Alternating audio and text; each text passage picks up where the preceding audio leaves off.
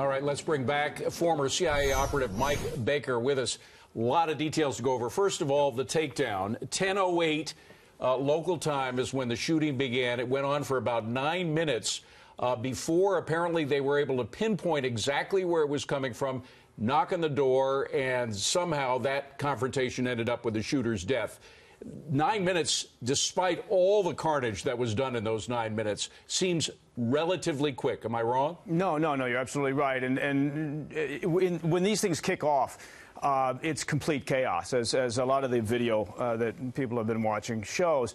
And so you have to count on the trained individuals to respond the way they're supposed to respond, and they did. So in very short order, they identified and began working with, as the sheriff had pointed out, with the casino security, with the hotel security, and then they eventually got to the point where they will engage, identify and engage with the shooter, and the shooter took himself out.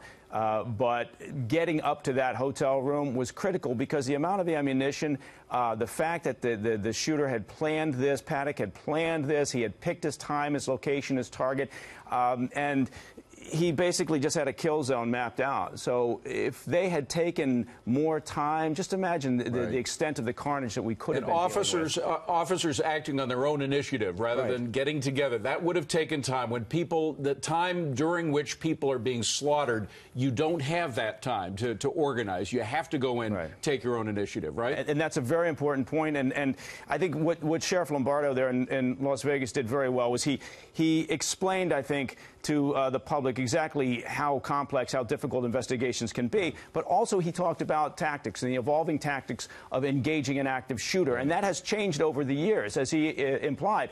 And so the idea now is that you just go right at the target. You don't set up a perimeter. You don't try to negotiate. You don't spend time overthinking this. Just get what you've got in terms of resources, engage the shooter. That's what these people did, and it is really to their credit. Very quickly on motive, he said, we absolutely believe we will find the motive.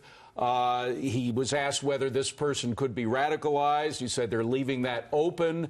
What do you think of that? Will they find a motive? Is it conceivable that there was some radicalization of the man? It's conceivable. I mean, he's doing what you have to do in an investigation. You're leaving everything on the table until the evidence shows you otherwise. The fact that the Bureau is in the Philippines, they probably use the Legat in the embassy there in Manila, and are dealing with the female companion, she will be critical to this investigation in terms of laying out and then identifying what was on Paddock's mind at the time. Mike, a lot has been made of the fact that the shooter's father, was a bank robber, had this violent history, was on the FBI's most wanted list. As an investigator, would you consider that a key element, or is that, a bizarre coincidence? It's an element. I mean, it goes in the bag of everything else, and you have to build these investigations. You have to build your understanding on facts. And so, yes, you put it in there, and you take that into consideration, again, until what you gather either refutes it or confirms it, and then you move forward. Yeah. And then also the idea that the one reporter asked there were cameras inside and out, and they said, do you know if the cameras were transmitting to somewhere? I mean, you would think the cameras outside in the hallway were to tell him if someone was coming, but the cameras inside, they sort of raised that question. Was it being recorded and then transmitted to somewhere else? Is that meaningful to you?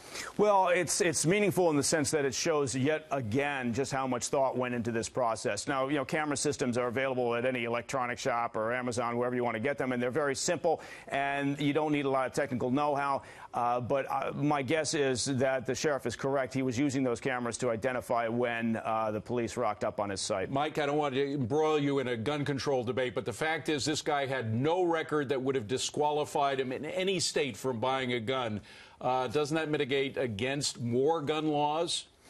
Well, that is a minefield I probably shouldn't step into because as a gun owner, I'm a very strong Second Amendment supporter. I understand the other side. I understand the desire to launch into a debate over gun control. And, reasonable people can have those discussions. Mike, we got to leave it at that. Mike Baker, great to have you on a very important day. We appreciate it. Thank you very much.